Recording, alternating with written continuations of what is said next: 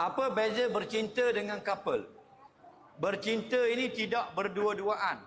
Couple ini tidak mesti bercinta berdua-duaan.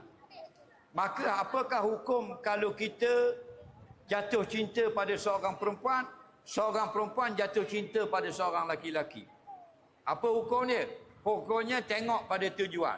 Kenapa kamu jatuh cinta kepada perempuan ini? Kerana saya sudah bertunang dengan dia dan akan melangsungkan perkahwinan. Maka jatuh cinta itu harus.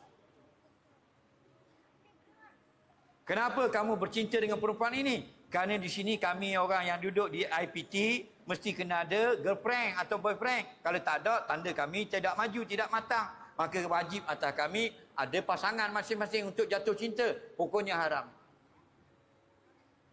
Faham lagi? Ada pun couple bahasa orang putih, bahasa Melayu berdua-duaan. Maka kita tengok dalam hadis, la yakhluwannu ahadukum bimra'atin illa ma'azi mahram. Haram kamu berduaan dengan perempuan bukan mahram, melainkan ada ditemani mahram. Lepas tu orang tanya kita, ustaz, boleh tak kita bawa girlfriend kita naik RZ? Harus. Mana tu? Ayah duduk tengok. Dalam hadis kata tak boleh keluar dengan perempuan bukan mahram, melainkan ada orang yang ketiga mahram dia. Faham lagi?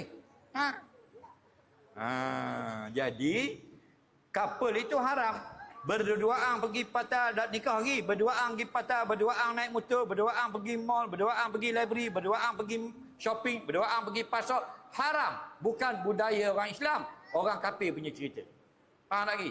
Islam hanya mengharuskan rasa jatuh cinta pada pasangan yang kita nak buat sebagai teman hidup kita yang halal. Hukumnya harus. Okey.